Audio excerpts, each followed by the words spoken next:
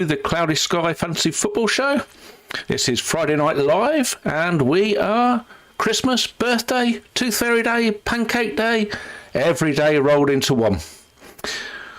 It is overhaul, all but finished. Fixtures start tomorrow, and then we're going to be good to go for, as you can see on the screen, 28 fixture days already planned, 8 single game days amongst them, and that's going to keep us going until December the 22nd.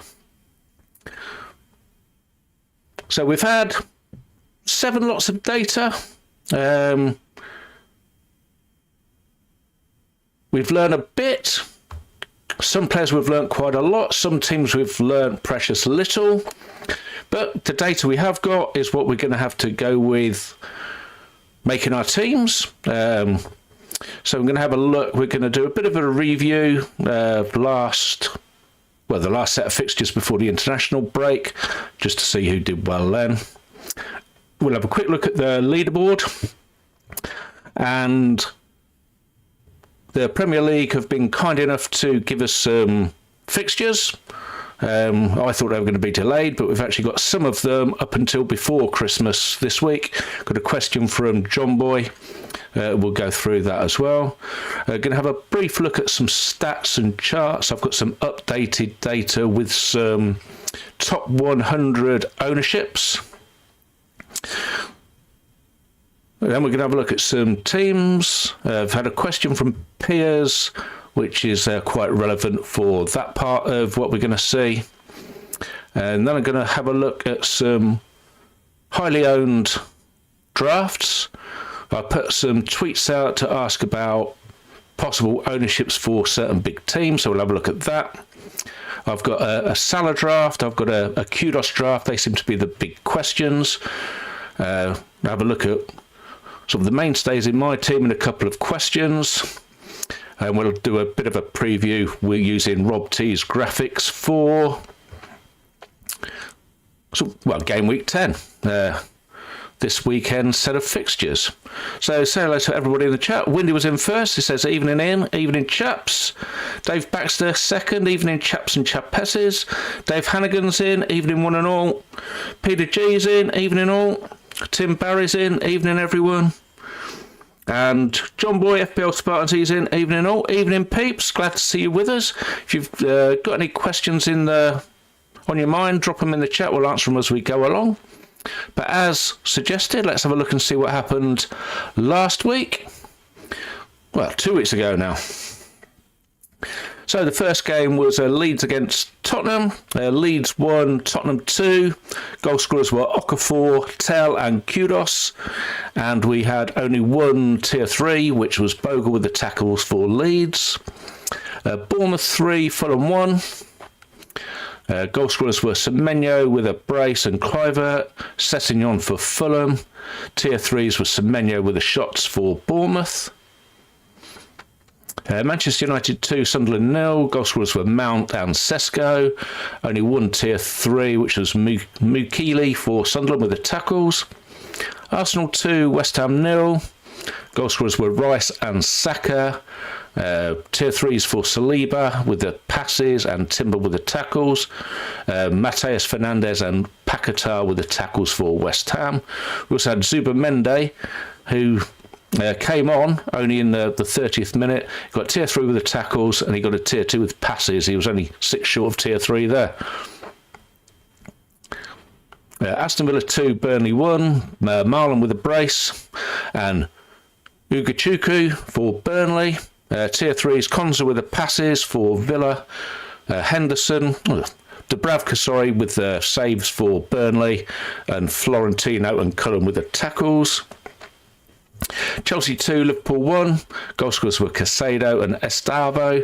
Gakpo for Liverpool. Tier 3s with James with the tackles. Newcastle 2, Nottingham Forest 0. Bruno G, blast from the past. And Walter Made with the goals for Newcastle. Tier 3s, only Sells with the saves. Everton 2, Palace 1. Goal scorers were Undai and Grealish. Munoz for Palace. Tier 3s, Pickford with the saves, Grealish with the shots, Henderson with the saves, Gahey with the passes, and we had Kamada and Munoz with the tackles. And then Wolves won, Brighton won. Verbruggen own goal, came back off the crossbar or the post, straight onto his back and into the goal, very unlucky. And Van Heck with the goal for Brighton, another blast from the past. Tier 3 is a Johnson, who looks like he's a Yusuf Sarr in goal, with the saves for Wolves. Duncan Van Heck with the passes, and Gomez with the tackles for Brighton. And then last but not least was Brentford 0, Manchester City 1. Goal scorer was Haaland, no surprise. Tier 3s, all in the passes, were O'Reilly, Gvardiol, Diaz and Nunes. Okay, so let's have a look at the leaderboard. So I'll run you through the top 10. Don't take too much notice of yours truly at 153rd. Hopefully we can improve on that. So in 10th is Martin Brown, 632. 9th, Salvatore De Gennaro, 634. 8th, Andrew Morn, the Canate Kid. I like that. 636. 7th, Tony Davis. FT Lauderdale Strikers, 642. Alex in 6th with Fortuna Muckledorf, 644. Aaron Smith in 5th with Bunnet, 652. John Jacobs in 4th with Royal Blue, 673. Duncan Bailey, who's been at the head of affairs through August and September, dropped down in October. Bailey Boys, 683 in 3rd. Colin Wilson, Brencol FC, 687. And with a 20-point lead as we end the overhaul period is Gary Robbins with GA Rovers, 707. Well done. Okay, so I'm going to have a look at some fixtures. I'm going to do this using the planner, stick it onto calendar, and we have had fixtures from the midweek of the 2nd of December. That's a Sky midweek this time round, so no funny business. And they have decided that they're going to put 3 games on Tuesday, and I think they were the only 3 that could go on Tuesday. So we've got Bournemouth hosting Everton, Fulham hosting Manchester City, and Newcastle hosting Tottenham. There is one game that's been moved to Thursday, which is obviously a single game day, and it's Manchester United hosting West Ham, and everybody else is going to be playing on Wednesday. Now, this was a bit of a shock to me, because I thought with Sky having the rights to this midweek and their bonus matches on Sundays now for anything that's displaced from a Saturday, I thought they'd try and put a few more games on this Thursday so they could get some extra free games to show on the Sunday. But when we look to see on Sunday the 7th, there's only 2 games scheduled. It's Brighton against West Ham, Crystal Palace against Everton. So Fulham versus Crystal Palace. Do apologise. And then Manchester United are visiting Wolves on the Monday. So it looks like only fixtures that are moved for TV on Sundays and Mondays are allowed to then shift to Thursday for midweek coverage the previous week, which is all a bit bizarre to me. I guess Sky knew what was going to be going on, but no, I hadn't given that much of a thought, to be honest. But it'll be interesting to see how that happens, as John says in his question that we'll come to in a bit, if we're going to have more of the same sort of later on in the season with that. So that weekend, every other game is Saturday the 6th. Obviously the 2 on the Sunday, so Brighton against West Ham and Fulham and Crystal Palace. So West Ham might be a bit more relevant there, unless people are going to have Palace or Fulham players. As I say, Manchester United, that's another single game day for them on Monday the 8th, which follows one that we already knew about on the 24th of November. Then the following weekend, we have, again, some matches moved to Sunday. Quite a lot there because of European football the previous week. There's one match moved to the Monday, which is single game day, and it is a Bournemouth visiting Manchester United. The Saturday games are Arsenal hosting Wolves, Liverpool hosting Brighton, Burnley hosting Fulham, Chelsea hosting Everton. And then the last weekend that's been decided, we have, again, some Saturday games. mainly. The ones displaced to Sunday are Arsenal at Everton, Aston Villa hosting Manchester United, and Leeds visiting... Crystal Palace visiting Leeds, sorry. That's due to Crystal Palace will be playing their 6th Conference League game that previous midweek, so they'll be playing on Thursday the 18th, I imagine, which also happens to share the midweek with the quarterfinals of the Carabao Cup. All very complicated. And then a bit of a weekend, I thought, for pre-Christmas. It's Fulham on the Monday night against Nottingham Forest. So this is where we come to John Boy's question, and he asked, when will we know the match days for the remainder of December, Saturday 27th onwards, and do you anticipate that any of the fixtures for game week 20 could be scheduled for the 23rd, 24th or 26th, considering the following game week is the midweek? Well, I don't think anything will be on the 23rd or 24th. There's no reason to bring anything that far forward to the 23rd. They could conceivably have put something back to the 23rd, but they haven't. They've finished on the 22nd. There definitely won't be anything on the 24th because the Premier League have said that there won't be this season. And it's a normal working day in as much as it's not a bank holiday. So it'd have to be an evening kickoff, and I don't think anybody wants to do that on Christmas Eve. But when it comes to Boxing Day, yes, I do think there will be some matches, or at least a match brought forward. Sky have pretty much wall-to-wall coverage Boxing Day with Championship football, but there is a slot late. I think it might be 8 o'clock kickoff, so there might be one that day on Boxing Day. It could be that TNT have their match on Boxing Day instead. There would almost certainly be some matches moved back to the 28th on a Sunday. Even if it's only 2, that will be a Super Sunday, which will have a knock-on effect for what's going to happen with the midweek. Because as John rightly says, Tuesday the 30th of December is another midweek round. Now, there could be something brought forward to the Monday, but that would involve teams having to be played on the Boxing Day, which would mean at least 2 matches being moved. There won't be anything moved to the 31st. It's, again, a normal working day in as much as it's not a bank holiday, so matches would have to be played in the evening, and nobody's going to want to do that on a midweek New Year's Eve. So, matches that are moved to Sunday the 28th of December are going to be played on New Year's Day. And I imagine there could be 3, maybe even 4 games on New Year's Day. There is a Championship programme, but Sky have got this midweek round, and they're not only going to want to show 2 matches on the 30th, one at, say, 7:30 and one at 8:15.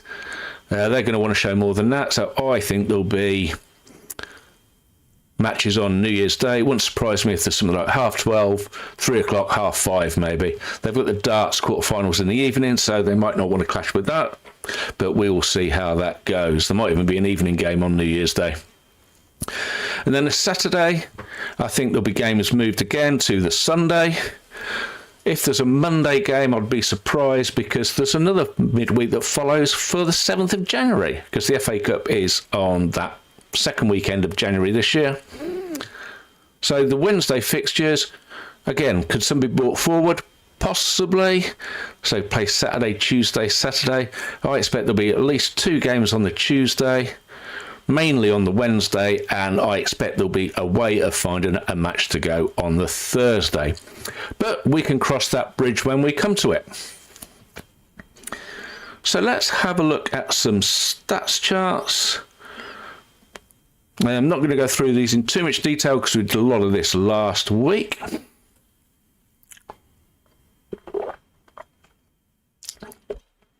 But these are your top point scorers so far. Haaland and Semenyo clear at the top. And then Timber in third with 56. And 25th is Dan Burn, who's got 38 points. These are how they're doing on points per 90. So points on the columns and points per 90 on the line. So Haaland top of both. He's averaging 11.5 points a match, really. Semenyo nearly 10. Timber over 9.5. You can see Saliba poking his nose out at the bottom end there because he's missed some games. 8.5 points per 90. A couple more there that are over 8. Calafiori and Chalobah. And this is the ownership, and this is from the top 100 current ownership. Now, something to take note on here. There will be some teams in the top 100, and I know because I've looked, that haven't changed anybody in overhaul yet. So their team is, because it's in the top 100, it's being counted as still their team, which theoretically it still is. But if they've got the likes of, I'm going to see if I can pick an example out there, maybe Vicario. I don't think Vicario will be highly owned when we get into the next set of games. So 3 people in the top 100 have got Vicario. Whether that's going to be higher or lower when we get to deadline tomorrow, we'll be able to see. You can find all of this on not only FPL.com or .co.uk, what used to be FF stuff. It's quite interesting to see the ownerships here, and I've got a draft that has got the high ownership, so we'll have a look at that in a bit. 2 there that are nearly 100%, and then the next best is under 2/3, which is Jurrien Timber. And for those that use the transfer planner, I think as a default moving forward on the ownership stats and charts, we're going to use the top 100. It'll cut out anybody that's not playing or started and has dropped off, and I think it'll be more relevant for everybody else. So these are the points per million. So again, Haaland there, most points, 6.44 per million because he's expensive. Semenyo, not quite so many points, but a lot more points per million because he's reasonably cheap. It's not difficult to work this kind of stuff out. So you need to look for the guys that are getting the points, obviously, but you can't afford everybody that's expensive, so you need a few that are cheaper. So those that are poking their nose out the top, you've got Pope, 7.3, Anthony 7.5, Ruff 7.1. And when we did this last week, we had a look at that in by position, so you can have a look at that as well. And I've also put those the pictures of these graphs out. You can find those on Patreon. It's free to look at. You don't need to sign up for anything. Just find me over at Patreon, patreon.com/Cloudy Sky Fantasy Football Show. You find all the pictures on there to look at in your own leisure. Bit about the tier points. So as we said last week, Caicedo and Anderson way out in front. Anderson wasn't getting very many other points. Caicedo was, because he's had 3 bangers. Whether he can continue that as we go on, we don't know. And then the rest between 14 and 10, so fairly close together. And a bit with the ownership. So these are from the top 100s, and that's everybody there. So you've got, as I say, we've got 2 nearly, over 94%, 194 in Haaland and Semenyo, 2 over 60, Salah and Timber, and then between 48 down to 14. So those that are over 40 is Bowen and Dye Caicedo. Those in the 30s, Gabriel, Raya and Munoz. 20s, Chalobah, Pope, Enzo, Calafiori, Guehi, Van der Ven, Cucurella, Saka. And then high teens, Romero, João Pedro, Reinders, Saliba, Sarr, Kudus and Virgil. So I can imagine that a fair amount of all of those players are going to be finding their ways into people's drafts. And this is the points scored. So these are in ownership order with the points there. So Timber, he's poking his nose out the top of that graph, 65% owned, but he's got nearly 100 points. Oh, no, other way around. Yeah, 65% owned and nearly 70 points. And this is by the points per million. So again, these are the guys. So top of the shop is Semenyo at 8.2. And you can see Haaland poking his nose over the top there. He's got the most points, but 6.4 points per million. So there's a couple of guys on there that we haven't mentioned so far. He's got the likes of Ruffs, Alderete, who I thought might be a good bet at I think he's 6.1 million. But he might be injured, might not be playing. You've got Mitchell, but we've got other Palace assets to look at. Senesi's having a good FPL season. Petrovic, yeah, he's reasonably cheap in this game. Enzo, I think, is going to be popular, as we saw that Forest played Chelsea in the first kickoff, so we'll be able to see the lineups, which might be quite important. Thiago, he was one that was missed last week. Apologies. We had a bit of a glitch with everybody sort of a T and below in the alphabet, so he was missing, but there he is as of right. And then a couple of others. Xhaka, who's been mentioned as a popular enabler. Truffert, who's somebody that's come to mind through TFF. Munoz, always a good asset, but he's priced accordingly this year. Rodon, another one from other games that's done well. And the ever-reliable Dean Henderson. And then this was something we had a quick look at last week as well. So these are the guys that are getting your regular tier points, whether it be, well, this one's by passes. So only 2 that are getting in the green, so tier 3, which is Tosin and Saliba. There's a few there that we've mentioned before getting the tier 2s, and then more getting tier 1s, down to Van de Ven pulling up at 56 as an average. Tackles, there was no, this is shots, sorry. There was nobody getting regular tier 3s, only Haaland and Callum Wilson were getting tier 2. Wilson might get more game time now. Son or up's different question. Then there's quite a few there between Cunha and O'Reilly who are only getting 1. Tackles, this was Florentino, who I think was a Burnley player. He was the only one that's getting a green tier. Quite a few getting orange tiers. My old friend Arias. Point to note, Caicedo there's getting 4, and he was somewhere in the passes as well. Yeah, so he's averaging 57. So 57 with the passes. So he's actually getting in 2 different metrics, which is why he's got quite a few tier points. Might even be on shots as well. No. So yeah, there was the tackles. Only 1 person getting 3s and about 10 getting 2s. Then on the saves, this is just a bonus to your clean sheets, really. So Dubravka and Marbadashvili, who's going to be playing at least this month for Liverpool. Then a few on 1s, quite a few not even making the 3-point metric. So we're going to have a look at some teams now, or overhaul teams, and I'm going to put this one up first. This is something that I looked at when I could see the top 100 ownerships.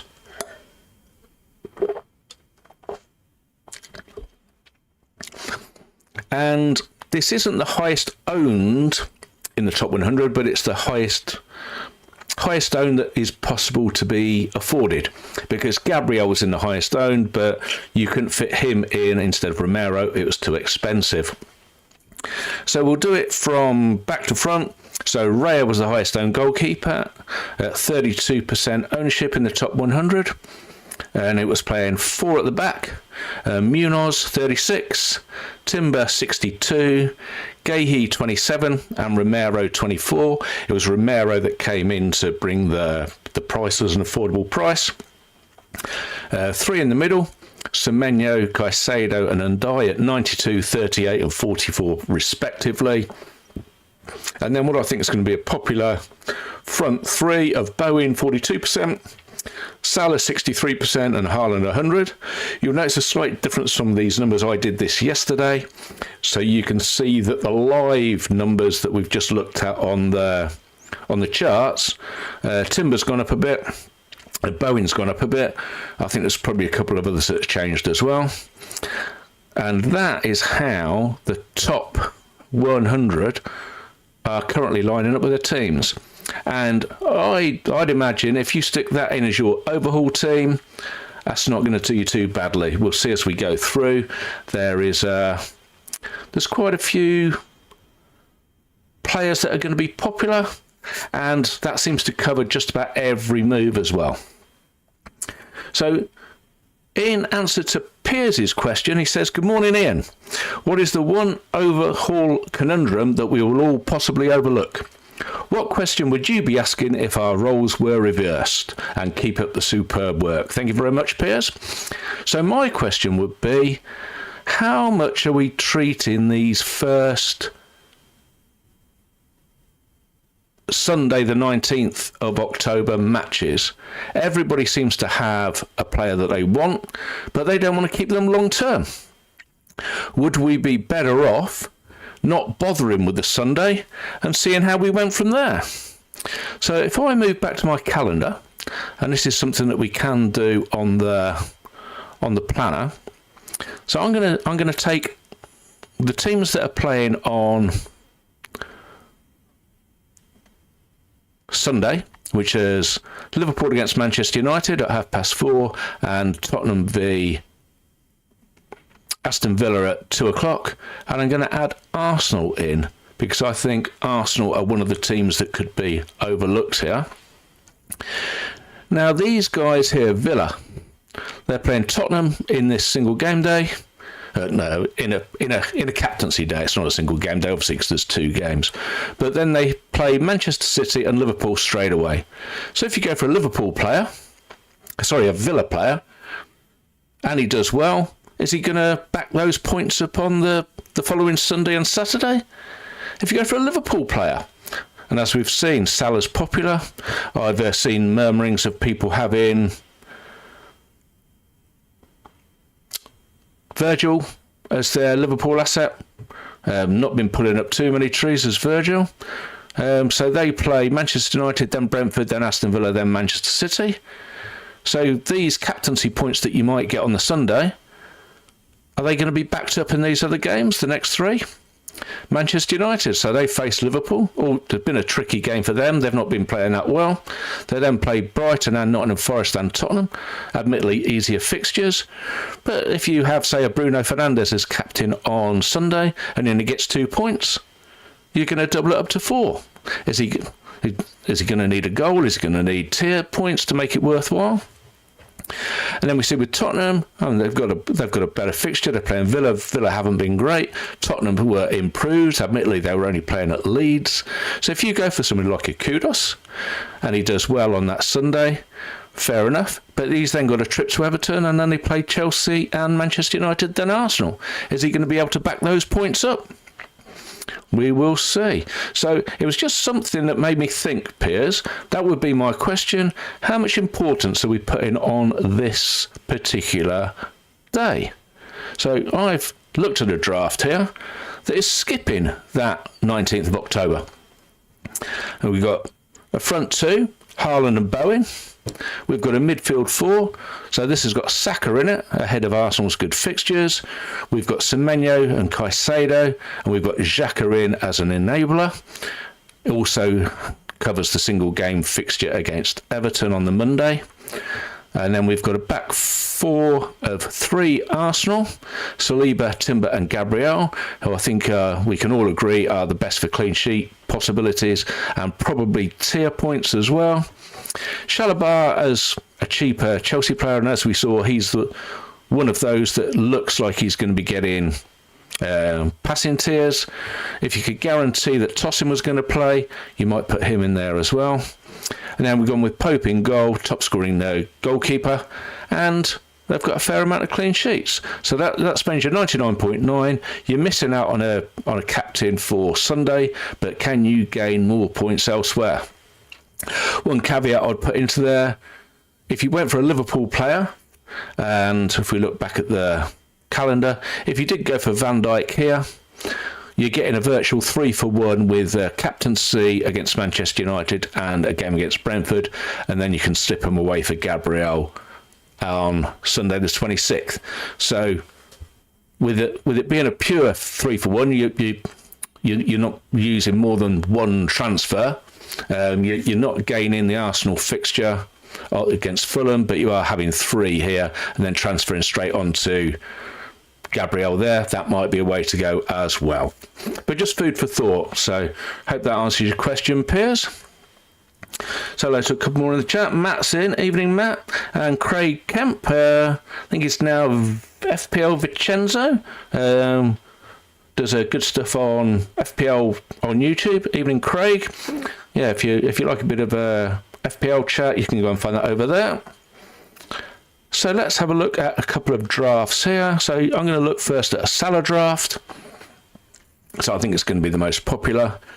So front three, Salah, Haaland and Bowen.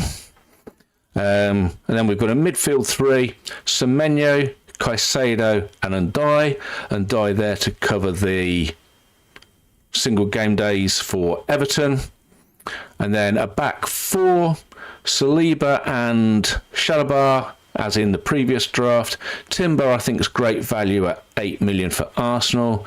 And then Guéhi, who's done well for Palace. They've got good fixtures. He's scoring goals, getting tier bonuses, as we saw he had the tier 3 passing in the last game. And then Pope in goal. And that covers you all the way through to that really awkward Tuesday the 22nd of December. Obviously, things are going to change. You might want to change your players around. Could be that when we get further down the line here, I'll just move this back and put all teamers back in. When we get towards West Ham playing Liverpool with Manchester United, Brighton, Villa and Manchester City, you might think, well, I don't really need Bowen for that. But look, I've got all of these single game days here for Manchester United. It's an easy switch then to someone like Bruno or Mbeumo, even Sesko, whoever's playing well at the time. So I'm not saying that people aren't going to make changes to these, but it does give you a good start. Then I look at a Kudos draft. So again, this had Bowen and Haaland, because obviously we're not using Salah, we're using Kudos there in the Sunday game. So same other three to go with him. So it's a 4-4-2 instead of a 4-3-3. So I've got Semenyo, Caicedo and Ndiaye. Now this is where we've been able to upgrade through not having Salah. We've been able to bring Gabriel in for Guéhi. And then the other three at the back, Saliba, Chalobah and Timber, are the same. And then Pope again in goal, 99.8, and it covers you all the way through.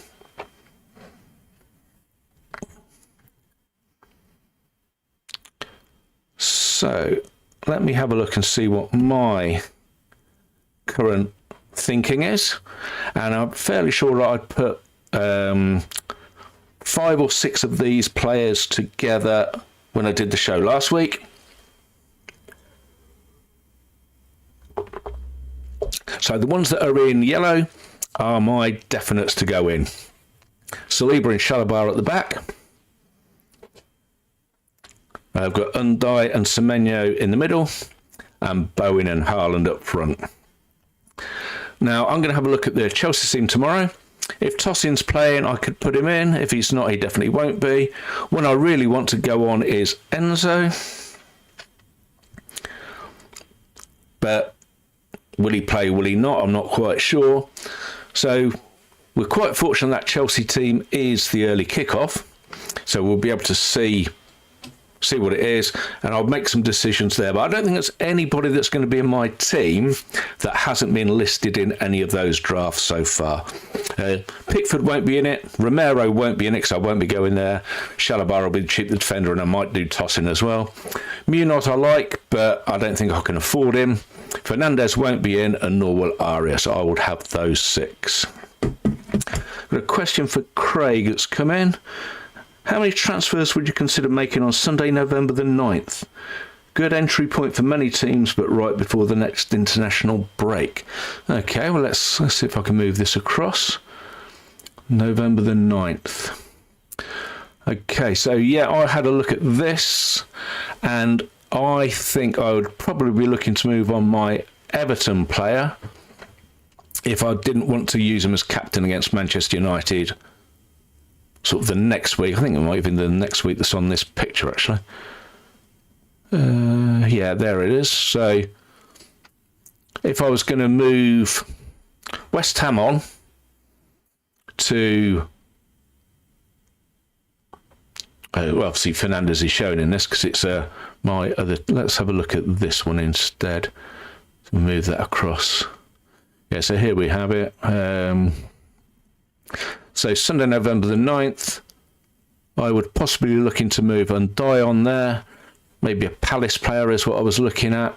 And if I was going to move Bowen on to a Manchester United player, it would be here for that Everton game. That's something that I would be considering. But really, Craig, the way that I play this game is I like to try and make the best of what I've got now, as far as I can see, and then use those precious moves for when we get further into the winter and next spring, where I can't see what's going on quite as clearly as well where we are now. But yeah, there's definitely two things that I'd looked at there, and of course there'll be changes that need to be made to people's teams as things change. Like I say, I'd really like Enzo to be in my side, but it all depends on whether it can be there to be used. Now, so something to look at with transfers as well. Just going to find the count. I did have it here. This is quite interesting as well. So there are more transfers used so far this season than I thought would be. I've used 5, and I'm actually ahead of the ball game across all metrics here. So overall, 44.39 left. So people have used 5.5. Top 100, people have used nearly 8 because there's left 42.14. Top 50, people have used over 9, so 9.25, 40.76 left. And the top 10, well, they've used nearly 16, 34.2 left. So, yeah, there are transfers to be used in this period, but I don't think I'll be planning to use many more than a handful, is the honest answer, Craig. So let's have a quick look at this week. These are from Rob T, the graphics, and he's got goals and clean sheet percentages. Now, obviously, we're not looking just at a single game week here when we build an overhaul team. We are looking at the whole thing, but it's just interesting to see how it looks for this week. So Forest 1.23, Chelsea 1.69, so it looks like something like 2-1 to Chelsea. Clean sheet percentages not very high, 18 and 29. Then Brighton against Newcastle 1.4 and 1.3, so again looks something like a 1-1 draw, maybe a 2-1. Man City 2.05, Everton 0.81. So City have got a 44% chance of a clean sheet, so maybe 2-0 is a right ballpark there. Fulham beat Arsenal, Fulham 0.85, Arsenal 1.79, and a 43% chance for clean sheet for Arsenal. So maybe 2-0 again. Liverpool are 2.15, Manchester United are 1.24, so it looks like 2-1 there. Nobody's got more than a 30% chance of a clean sheet. Palace against Bournemouth, 1.4, 1.2. Again, under 30% chance of clean sheets there, so maybe something like a 1-1, 2-1. Burnley, 1.03, Leeds 1.3, 27 and 36% chance, so something like a 0-0, 1-0 or 1-1. Sunderland and Wolves, 1.17, 1.02, 36 and 31% chance, so very similar, 1-0, 1-0, 0-0 or 0-1 maybe. Tottenham against Aston Villa, 1.5 and 1.23 for Villa, 29 and 21%, so again maybe something like 2-1 to Tottenham. And then West Ham v Brentford, very similar, 1.4, 1.3, with just around about a quarter of a chance of a clean sheet for each team. So again, something like a 1-1, 2-1. Very even set of fixtures this week. Well, it looks like City and Arsenal having the best of it. Chelsea will probably get the better of Angie's Forest. But doesn't look like too much clean sheetage about. And there's something else that I just wanted to touch on. Is I put some tweets out regarding number of players that I thought would be selected for each team. So Newcastle, the choices are always 0, 1, 2 or 3 plus. So how many Newcastle players are you going to have at overhaul? 0, 47%, 1, 27%, 2, 18%, 3 plus 6%. So I'd say somewhere round about 1 is the average there for Newcastle. Crystal Palace, it was 0.27, 1.43, 2.23 and 3 plus 6. So again, I think 1 is going to be about the average there. Chelsea, 0, 10%, 1, 32%, 2, 39% and 3 plus 17. So I think closer to 2 is going to be the average there. Manchester City, it's fairly cut and dry. 0, 8%, 1, 68%, 2, 21% and 3 plus 2%. So I think 1, and we all know who that 1 is going to be. Liverpool, 0, 27%, 1, 58%, 2, 7% and 3 plus 6%. So I think Salah is going to be the 1 there for those that go with him, but it looks like a quarter aren't. And then Arsenal, 0, 6.4, 1, 14.1, 2, 41 and 3 plus 38.5. So I think that's going to be 2 or 3 is the average there. And there we have it, peeps. So good luck with your overhaul planning. I think we'll all be keen on seeing the Chelsea team tomorrow, making some final adjustments. If you've liked what you've seen, please give the video a like. If you want to use the transfer planners, you'll find those over at patreon.com/Cloudy Sky Fantasy Football Show. In the meantime, enjoy the football, which is back tomorrow, and we'll see you for a Game Week 10 preview this time next week. Cheers.